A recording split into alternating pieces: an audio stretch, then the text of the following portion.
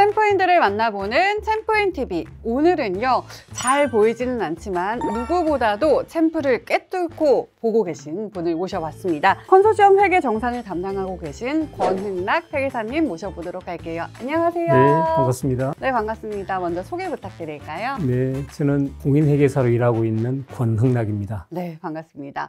아니, 근데 저는 사실 컨소시엄에서 회계 정산을 별도로 하고 있는지 몰랐거든요. 국민이 낸 돈으로 하는 사업은 다 이 예산과 결산이라는 절차를 거치게 됩니다. 그래서 일단 사업을 하기 전에 예비적으로 돈을 먼저 주고 네. 사후적으로는 이제 실제로 돈을 집행한 금액에 대해서 이제 정산을 하게 됐는데 그 절차를 결산이라고 이해하시면 되겠습니다. 그래서 이 결산서에 대해서 저희 회계 전문가인 회계사들이 검증을 하고 적정하다는 판단을 내리는 게 검증 절차입니다. 근데 컨소시엄 회계 정산을 아주 오랫동안 하셨다고 들었거든요. 2010년에 제가 대한상공회의소 인력개발원 정산을 담당을 했는데요. 그때 저희들 전문성과 성실성을 눈여겨보고 이 국가인적자원개발 컨소시엄 사업에 참여할 기회를 주셔가지고 지금까지 일하게 됐습니다.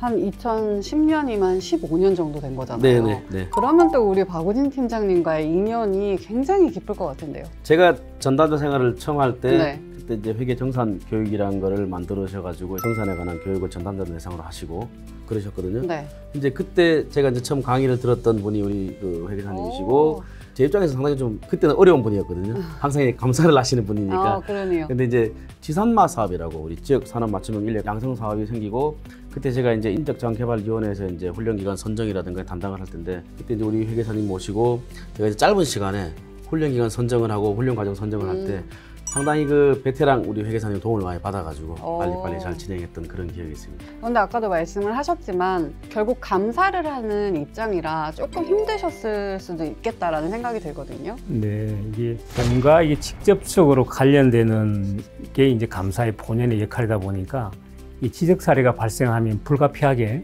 이제 인간적인 번뇌나 가끔 외로울 때도 있습니다. 그러나 이제 이게 독립적이고 객관적으로 원칙적으로 일을 해야 되는 직업이기 때문에 그런 부분에서는 저희가 이제 그 원칙을 견지하면서 일을 하고 있습니다.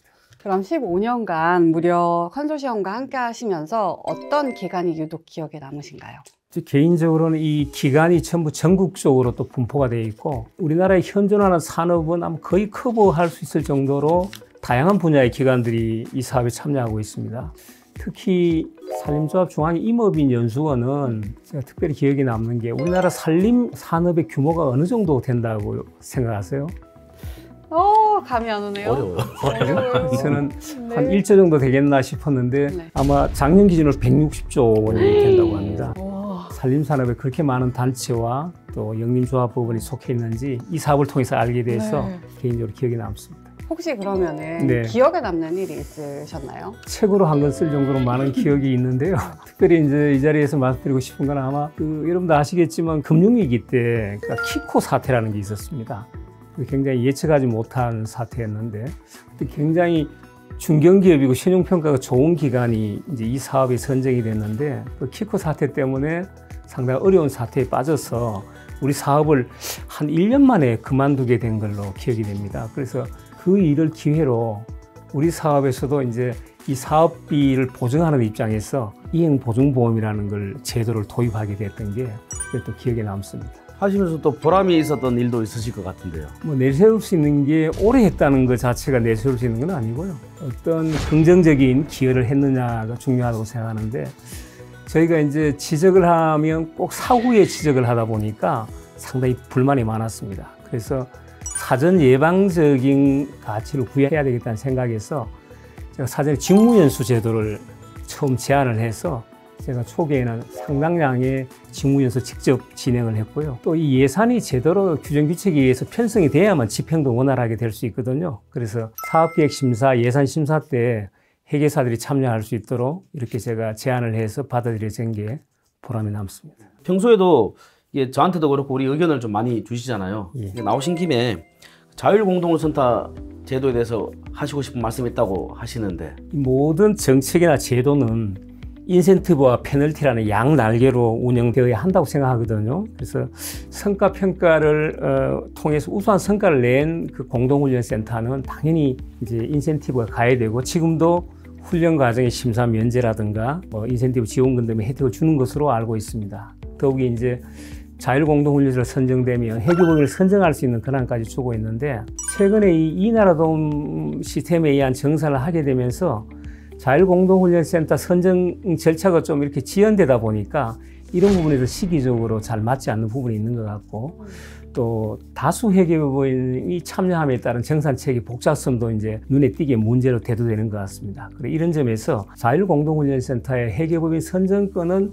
좀 다른 각도에서 봐줄 필요가 있지 않을까 이렇게 생각합니다. 자, 마지막으로 감사를 하시는 입장이시잖아요. 그렇다면 공동훈련센터에게 조금 도움이 될 만한 조언 해주실 수 있을까요? 비즈니스의 기본은 결국은 고객을 어떻게 정의하고 그 고객의 기대에 어떻게 부응하느냐에 성패가 달려 있다고 봅니다. 그래서 공동훈련센터의 고객은 이제 협약기업과 그 훈련생들이거든요. 그분들의 기대에 어떻게 부응할 것이냐를 늘 고민하고 그분들의 기대에 부응하는 방법론을 찾는 게 굉장히 중요한데, 가장 중요한 건 결국은 훈련 과정의 질이라고 생각합니다.